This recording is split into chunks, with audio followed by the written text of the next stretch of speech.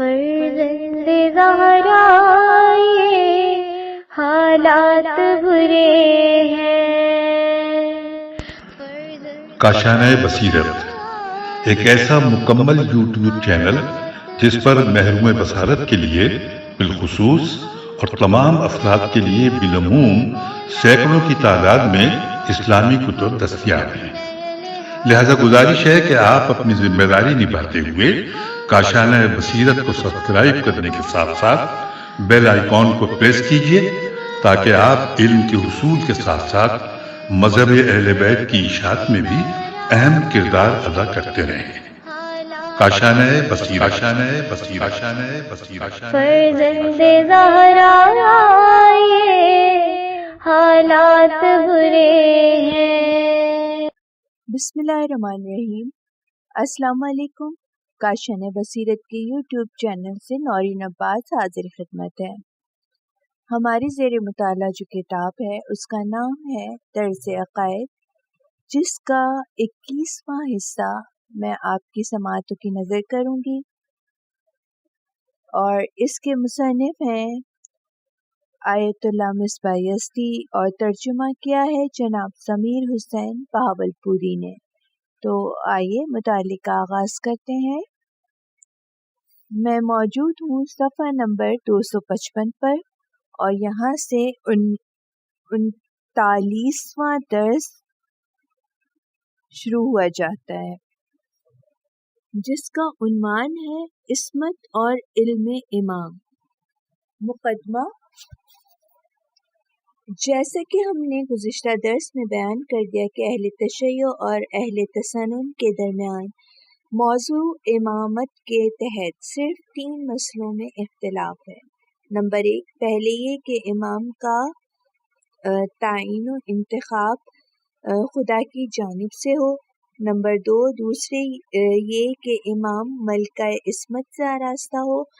Number 3، تیسرے یہ کہ علم لدنی کا مالک ہو۔ اور 37ویں درس میں عقلی دلائل کے ذریعے اس مسئلے کو حل کر دیا ہے، اور 38ویں درس میں ائمہ علیہ السلام کا خدا کی جانب سے منسوب ہونے کو بیان کر دیا، اور اب اس درس میں عصمت اور علم خدا دادی کے سلسلے میں بحث کرتے ہیں۔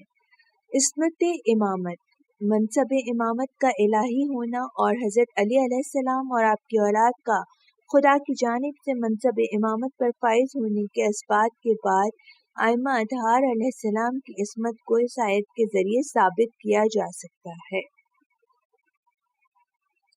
لا ینال مہدی الظالمین، سوری میں جو ہے آیت غلط پڑھ گئی ہوں۔ لا ینال احد الظالمین، یعنی منصب امام صرف انہی حضرات کے لیے سزاوار ہے جو گناہوں سے آلودہ نہ ہوں۔ یہاں ریفرنس کے طور پر موجود ہے سورہ بقرہ آیت 124، سورہ نساء آیت 59۔ اس کے علاوہ آیا اولی الامر جو امام کی اطاعت کو مطلق قرار دیتی ہے، اور امام کی اطاعت کو حضرت صلی اللہ علیہ وآلہ وسلم کی اطاعت کے مساوی قرار دیتی ہے۔ اس کے ذریعے بھی ائمہ علیہ السلام کی عصمت کو ثابت کیا جا سکتا ہے، کیونکہ کسی بھی صورت میں امام کی اطاعت کو اطاعت خدا کے خلاف قرار نہیں دیا جا سکتا۔ لہٰذا اولی الامر یعنی امام کے مطلق اطاعت کا حکم دینا اس کے معصوم ہونے پر دلالت کرتا ہے۔ اسی طرح ائمہ اطہار علیہ السلام کی عصمت کو آیت تطہیر سے بھی ان کا معصوم ہونا ثابت کیا جا سکتا ہے۔ انما یرید اللہ لیذھب عنکم الرجس اہل البیت ویطہرکم تطہیرا۔ اے اہل بیت، رسول خدا تو بس یہ چاہتا ہے کہ تم کو ہر طرح کی برائی سے دور رکھے، اور جو پاک و پاکیزہ رکھنے کا حق ہے ایسا پاک و پاکیزہ رکھے۔ بندوں کی تطہیر کا ارادہ تشریعی کسی خاص فرد سے مخصوص نہیں ہے، لیکن اہل بیت علیہ السلام کی طہارت کے سلسلے میں خدا کا ارادہ تکوینی ہے کہ جس میں ارادہ کرنے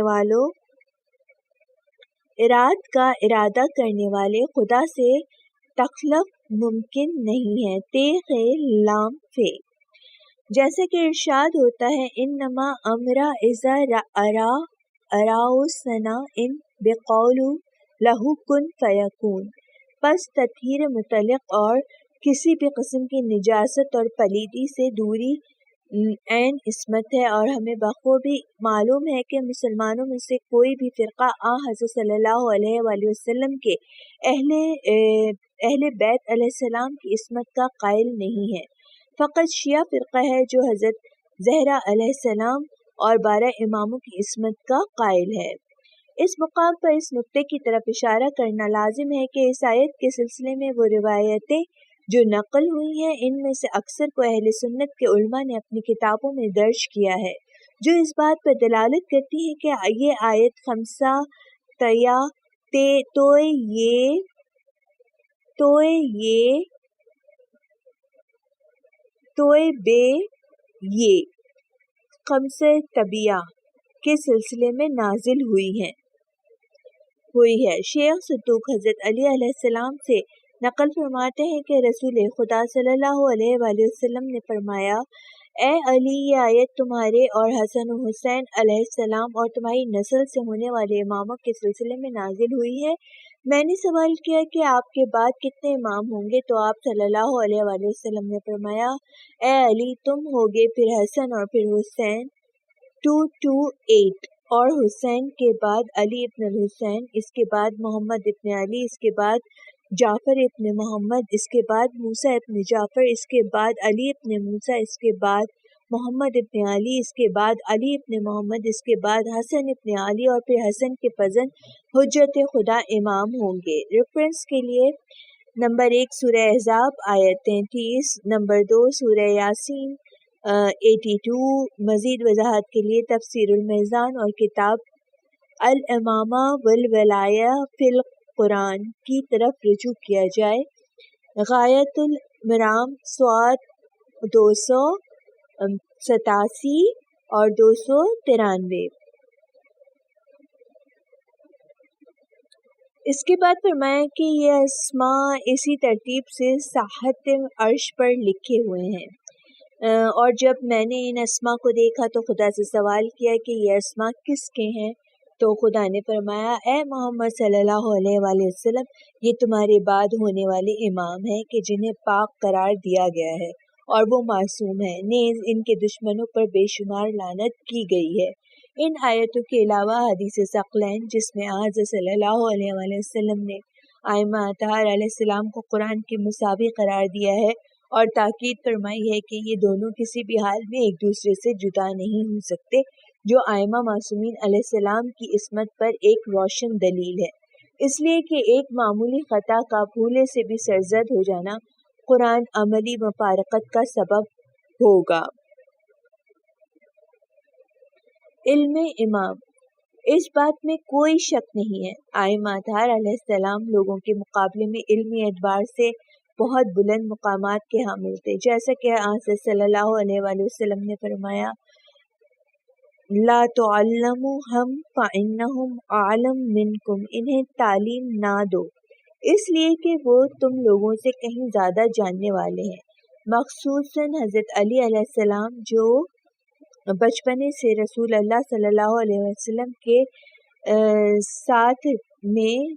سائے میں رہے اور آپ صلی اللہ علیہ وسلم کی آخری سانسوں تک آپ کے علوم سے مستفید ہوتے رہے، جیسا کہ رسول اللہ صلی اللہ علیہ وسلم نے خود فرمایا، انا مدینۃ العلم وعلی بابھا، میں علم کا شہر ہوں اور حضرت علی علیہ السلام اس کا دروازہ ہے۔ اس کے علاوہ خود امام علی علیہ السلام فرماتے ہیں، ان رسول اللہ صلی اللہ علیہ وآلہ وسلم علمنی الف باب وکل باب یفتح الف باب فذلکالف الف باب حتی علمت مکان ما یکون الی یوم القیامہ وعلمت علم المنایا والبلایا وفصل الخطاب، یعنی رسول اللہ صلی اللہ علیہ وسلم نے مجھے علم کے 1000 باب سکھائے اور میں نے ہر باب سے 1000 باب کھولے جو مجموعاً 1000 باب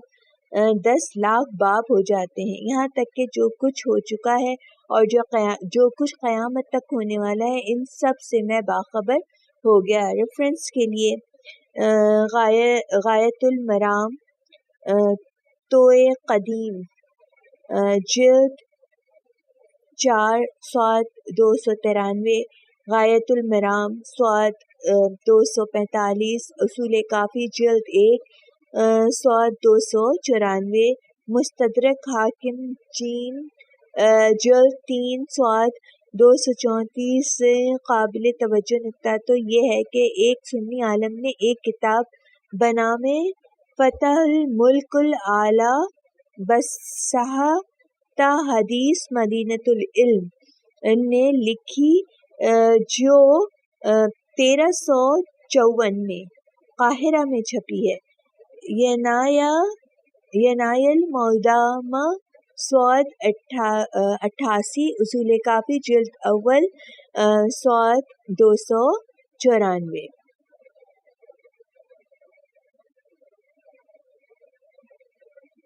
اموات و آفات کے اسرار کا میں عالم اور عدل کے ساتھ حکومت کرنے کا مالک ہوں، لیکن علوم آل محمد صلی اللہ علیہ وآلہ وسلم صرف ان علوم پر منحصر نہیں ہے کہ جسے واسطے کے ساتھ یہ واسطہ کے بغیر انہوں نے حضرت صلی اللہ علیہ وسلم سے حاصل کیا۔ ائمہ اطہار علیہ السلام غیر عادی علوم سے بھی سرفراز تھے جسے بصورت الامام باخبر ہو جاتے تھے، بصورت الالہام باخبر ہو جاتے تھے، بالکل اسی طرح کہ جیسے جناب خضر، جناب ذوالقرنین، جناب مریم اور جناب موسیٰ کی والدہ پر افاظہ ہوا کرتا تھا، جن میں سے بعض کو قرآن نے وحی سے تعبیر کیا ہے، لیکن یہاں وحی سے مراد وحی نبوت نہیں ہے۔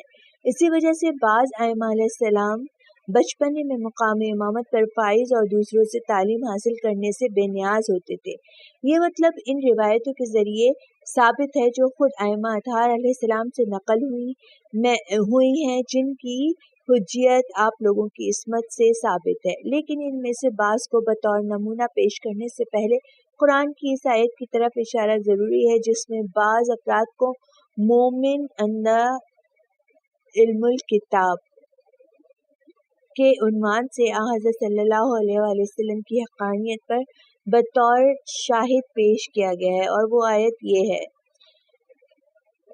ترجمہ: آپ کہہ دیں کہ خدا میرے اور تمہارے درمیان شہادت اور گواہی دینے کے لیے کافی ہے، اسی طرح وہ لوگ بھی کافی ہیں کہ جن کے پاس علم الکتاب ہے۔ پس اس امر میں کوئی شک نہیں ہے کہ وہ شخص جس کی گواہی خدا کی گواہی کے برابر ہو اور علم الکتاب سے آراستہ ہو، وہ کمالات کے عظیم درجات پر فائز ہوگا۔ ایک دوسری آیت میں اسی شاہد کی طرف اشارہ کیا ہے۔ ترجمہ: تو کیا جو شخص اپنے پروردگار کی طرف سے روشن دلیل پر ہو اور اس کے پیچھے ہی پیچھے انہی کا ایک گواہ ہو، اس آیت میں اس بات پر دلالت بریکٹ میں مس پرنٹ ہے یا کیا میں سمجھ نہیں پا رہی ہوں، لیکن یہاں پہ میم، نون اور ہے بریکٹ میں لکھا ہوا ہے، اس بات پر دلالت کرتا ہے کہ وہ شاہد رسول اللہ صلی اللہ علیہ وآلہ وسلم کے خاندان اور آپ کے اہل بیت سے ہے۔ اہل تشیع تسنن کی طرف سے نقل ہونے والی روایتوں کے مطابق اس شاہد سے مراد علی ابن ابی طالب علیہ السلام ہے۔ ریفرنس کے لیے اصول کافی، کتاب الحجہ 244 270، اصول کافی جلد 1 صاد 348، سورہ کہف 45 98، آل عمران 42، مریم 71، 21، طٰہٰ 38، قصص 7، سورہ رعد 43، سورہ رعد 43، سورہ ہود آیت 17۔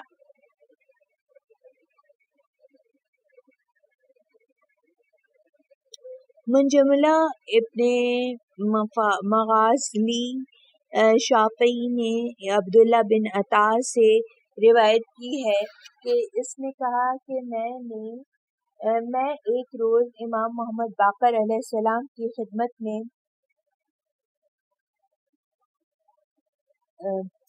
میں تھا کہ عبداللہ بن سلام جو حضرت صلی اللہ علیہ وسلم کے دور میں اہل کتاب کے بزرگ علماء میں سے تھے کہ فرزند ہمارے سامنے سے گزرے، تو میں نے امام علیہ السلام سے سوال کیا کہ کیا ومن عند علم الکتاب سے مراد اس شخص کے والد ہیں؟ تو امام علیہ السلام نے فرمایا نہیں، بلکہ اس سے مراد حضرت علی ابن ابی طالب علیہ السلام ہیں، اور آیت وَيَتْلَهُ شاہد میم نون، اور آیا انما ولیکم اللہ ورسولہ والذی آمنوا، اے ایماندارو تمہارے مالک و سرپرست بس یہی ہیں، خدا اس کا رسول اور وہ مومنین جو پابندی سے نماز ادا کرتے ہیں اور حالت رکوع میں زکوٰۃ دیتے ہیں۔ حضرت علی علیہ السلام جن کی شان میں نازل ہوئی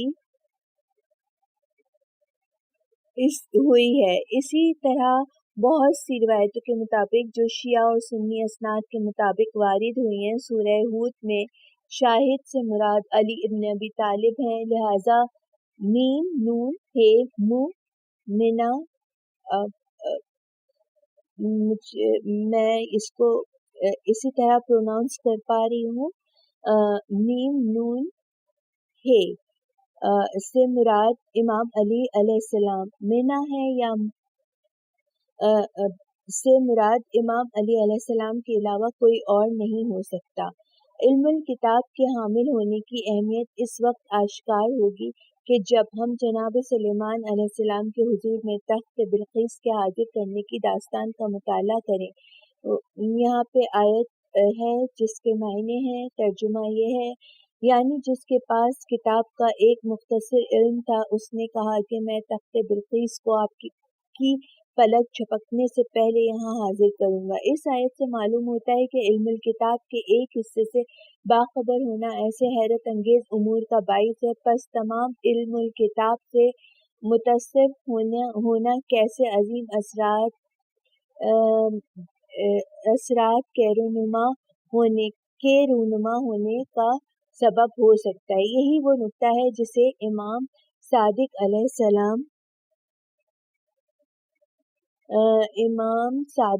السلام کی بارگاہ میں حاضر تھے۔ امام صادق علیہ السلام نے جناب، یہاں پہ مسپرنٹ ہوا ہے نام، صدیر سے نقل ہونے والی روایت میں فرمایا ہے، یہاں سین ڈال یہ صدیر، جناب صدیر سے نقل ہونے والی روایت میں فرمایا ہے۔ صدیر کہتے ہیں کہ میں ابو بصیر، یحییٰ بزاز اور داؤد بن کثیر جو امام صادق علیہ السلام کی بارگاہ میں حاضر تھے کہ حضرت بڑے غضب کے عالم میں وارد مجلس ہوئے، فرمایا کہ مجھے ان لوگوں پر تعجب ہے کہ جو یہ خیال کرتے ہیں کہ ہمارے پاس علم غیب ہے۔ یہاں ریفرنس میں آپ کو بتاتی چلوں اور آگے کنٹینیو کروں گی اسی جملے کو۔ یہاں ریفرنس دیا گیا ہے سورہ مقدمہ، سورہ مائدہ آیت 55، غایۃ المرام، توئے قدیم 3:1 359، سورہ نمل آیت 40۔ ان لوگوں پر تعجب ہے کہ جو یہ خیال کرتے ہیں کہ ہمارے پاس علم غیب ہے، حالانکہ خدا کے علاوہ کوئی بھی علم غیب سے واقف نہیں ہے۔ میں اپنی تمیز کو تنبیہ کرنا چاہتا تھا کہ وہ فرار ہو گئی، جبکہ مجھے یہ نہیں معلوم کہ وہ کس حجرے میں مخفی ہے۔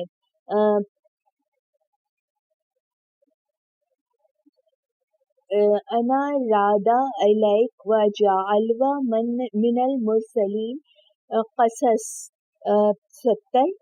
صدیر کہتے ہیں جب امام علیہ السلام اپنے گھر کی طرف جانے کے لیے کھڑے ہوئے تو میں بھی ابو بصیر اور میسر کے ساتھ حضرت کے ہمراہ ہو لیا، اور راستے میں نے حضرت علیہ السلام سے عرض کی کہ ہم آپ پر قربان ہو جائیں۔ آپ نے جو کچھ اپنی کنیز کے سلسلے میں فرمایا اسے ہم نے تسلیم کیا، اور ہم اس کے بھی معتقد ہیں کہ آپ بے شمار علوم کے مالک ہیں، نیز کبھی بھی آپ کے سلسلے میں علم غیب کا دعویٰ نہیں کرتے۔ امام علیہ السلام نے فرمایا کہ اے صدیق، کیا تم نے قرآن نہیں پڑھا؟ میں نے عرض کی کہ کیوں نہیں؟ تو آپ نے فرمایا کہ کیا اس آیت کی تلاوت نہیں کی ہے؟ ترجمہ کیا اس آیت کی تلاوت نہیں کی؟ قال الذی عند علم من الکتاب انا آتیک یا یہ قبل ان یرنس یرتس الیک طرفک۔ وہ شخص آصف بن برقیہ جس کے پاس کتاب خدا کا کچھ علم تھا بولا، میں نے آپ کو پلک جھپکنے سے پہلے تخت بلقیس کو آپ کے پاس حاضر کر دوں گا۔ تو میں نے کہا کہ ضرور تلاوت کی ہے۔ جو امام علیہ السلام نے فرمایا، کیا تمہیں معلوم ہے کہ یہ شخص کتاب میں سے کس قدر علم کا مالک تھا؟ تو میں نے کہا آپ ہی فرمائے۔ پھر امام علیہ السلام نے فرمایا کہ ایک عظیم سمندر سے صرف ایک قطرے کے برابر۔ اس کے بعد فرمایا کہ کیا اس آیت کی تلاوت کی ہے؟ قل کفی باللہ شہیدا بینی و بینکم ومن عندہ علم الکتاب۔ میں نے کہا کہ ضرور تلاوت کی ہے۔ تو امام علیہ السلام نے فرمایا کہ بتاؤ وہ شخص افضل ہے جو تمام کتاب کے علم سے واقف ہے، یا وہ شخص جو صرف کتاب کا ایک حصہ جانتا ہے؟ تو میں نے جواب میں عرض کیا کہ جس کے پاس تمام کتاب کا علم ہے۔ اس کے بعد امام علیہ السلام نے اپنے سینے کی طرف اشارہ کیا اور فرمایا خدا کی قسم تمام کتاب کا علم ہمارے پاس ہے۔ انڈرلائن سطور، اس حدیث کے لب و لہجے سے معلوم ہوتا ہے کہ امام نے یہ باتیں نامحرموں سے کہی ہیں، اور یہ نکتہ معلوم رہے کہ وہ علم غیب جو خدا سے مخصوص ہے، اس سے مراد وہ علم ہے جسے حاصل کرنے کے لیے تعلیم کی ضرورت نہ ہو، جیسا کہ امام علی علیہ السلام نے سائل کے سوال کے کیا آپ علم غیب کے مالک ہیں کے جواب میں فرمایا کہ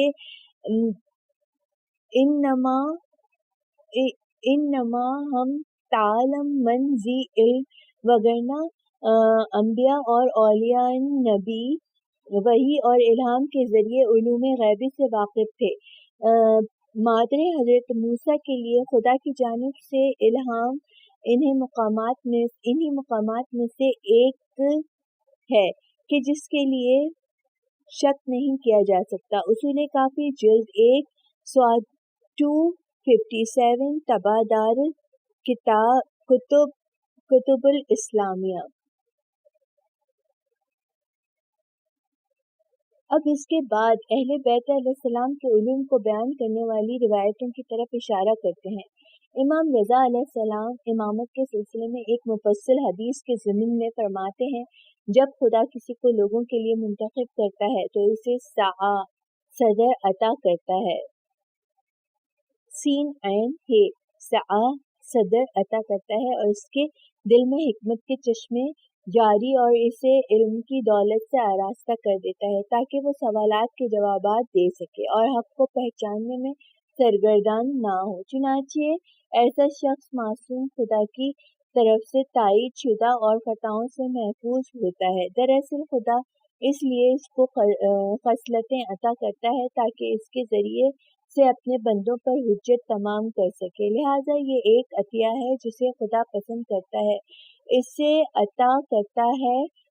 اس کے بعد فرمایا کیا عوام میں اتنی استطاعت ہے کہ وہ ایسے شخص کو پہچان کر اسے منتخب کر لیں، اور جب وہ کسی کا انتخاب کرتے ہیں تو کیا وہ شخص ایسی صفات کا مالک ہوتا ہے؟ حسن بن یحییٰ مدانی امام صادق علیہ السلام سے روایت کرتے ہیں کہ میں نے امام علیہ السلام سے سوال کیا کہ جب امام سے کوئی سوال کیا جاتا ہے تو وہ کس طرح جواب دیتے ہیں؟ تو آپ علیہ السلام نے جواب میں فرمایا، کبھی اس پر الہام ہوتا ہے اور کبھی فرشتے سے سنتا ہے اور کبھی دونوں ایک ساتھ واقع ہوتا ہے۔ ایک دوسری روایت میں امام صادق علیہ السلام فرماتے ہیں کہ وہ امام جسے معلوم نہ ہو کہ اس پر کیسی مصیبت آنے والی ہے اور اس کا انجام کیا ہوگا تو وہ بندوں پر خدا کی حجت نہیں ہو سکتا۔ ایک دوسری روایت میں امام علیہ السلام فرماتے ہیں کہ جب بھی امام کسی چیز کے متعلق جاننا چاہتا ہے تو خدا اس سے باخبر کر دیتا ہے۔ اسی طرح آپ کی جانب سے نقل ہونے والے متعدد روایتوں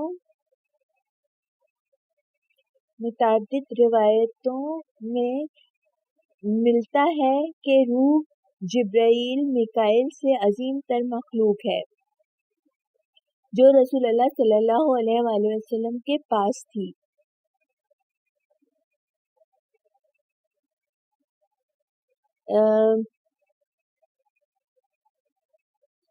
انڈر لائن سطور اصول کافی جلد 1 صاد 198 3-2 بحر الانوار جلد 24 صاد 58 اصول کافی جلد 1 صاد 158 اصول کافی جلد 1 صاد 258 اصول کافی جلد 1 صاد 273۔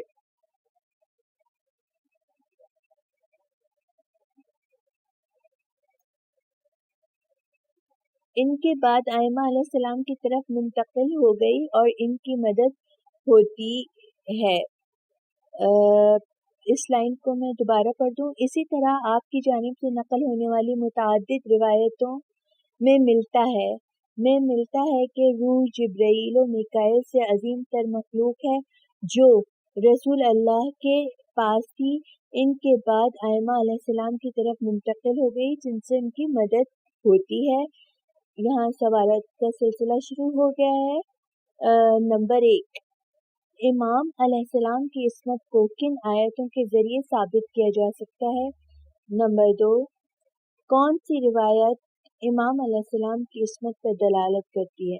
نمبر 3، ائمہ علیہ السلام کن راہوں سے علوم کو حاصل کرتے ہیں؟